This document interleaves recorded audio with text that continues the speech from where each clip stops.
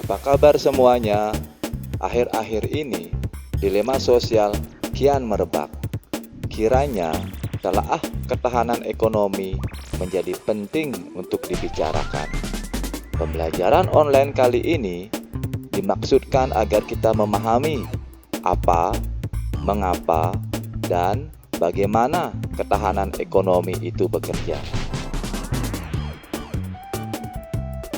Fenomena dasarnya adalah adanya perbedaan pendapat yang tajam. Di satu sisi, ada yang menyatakan kemajuan ekonomi ditentukan oleh desain ekonomi dan politik. Sedangkan North dan Williamson mengemukakan adat, norma, dan agama juga berperan penting di dalam mengurangi ketidakpastian di dalam berekonomi. Perbedaan pendapat tersebut memberi ruang bagi kita untuk menelaah kembali aktivitas ekonomi disesuaikan dengan keadaan di mana kita hidup, tinggal, dan bermukim.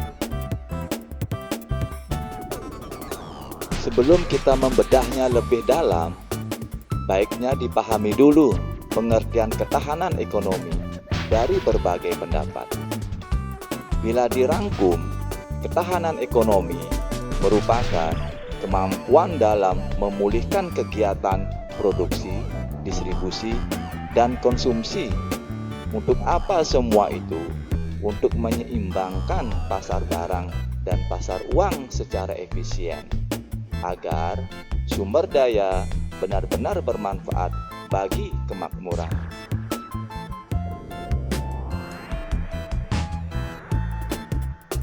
Jadi, paradigma ketahanan ekonomi merupakan gabungan di antara konsep dan pandangan hidup dalam mengoptimalkan kegiatan ekonomi.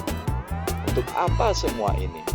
Untuk mempertahankan hidup dan keberadaan tentunya. Terus, di manakah peran adat, norma, dan agama dalam konteks ketahanan ekonomi?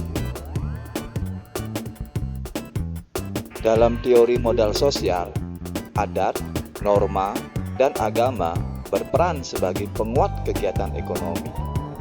Kadang hal ini tidak disadari. Mengapa?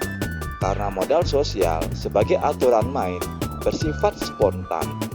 Contohnya dapat Anda lihat di film sebelumnya yang berjudul Ketahanan Ekonomi Berpola Budaya di Desa Pedawo. Di sana terlihat jelas bahwa nilai-nilai lokal sebagai ide pengatur dalam berekonomi. Silahkan Anda saksikan filmnya, biar lebih memahaminya. Mari kita bedah satu persatu dengan contoh. Masih ingatkah Anda, inti ketahanan ekonomi adalah memulihkan kegiatan produksi, distribusi, dan konsumsi. Contoh kegiatan produksi.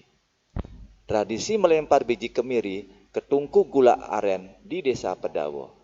Hingga kini, tradisi tersebut masih dipertahankan sebagai pola produksi yang berkelanjutan.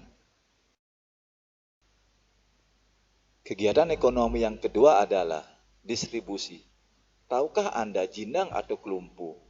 Bahasa Indonesianya tempat beras yang kita temukan di desa-desa zaman dulu. Secara teori, ia berfungsi sebagai saluran dalam berekonomi. Mengapa? Karena ia sebagai wadah untuk menyimpan kelebihan panen yang berperan sebagai cadangan makanan di saat musim paceklik tiba.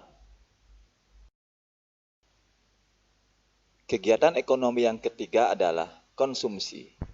Tingkat konsumsi sangat tergantung pada nilai sumber daya di mana kita hidup, tinggal, dan bermukim.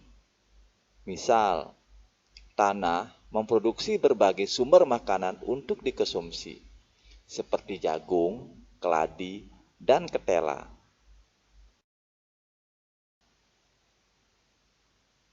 Dari paparan contoh di atas, dapat diterangkan, ketahanan ekonomi lebih kepada cara maupun strategi dalam mempertahankan hidup dan keberadaan. Dengan cara apa? Dengan cara menyematkan nilai-nilai kearifan lokal sebagai instrumen ekonomi.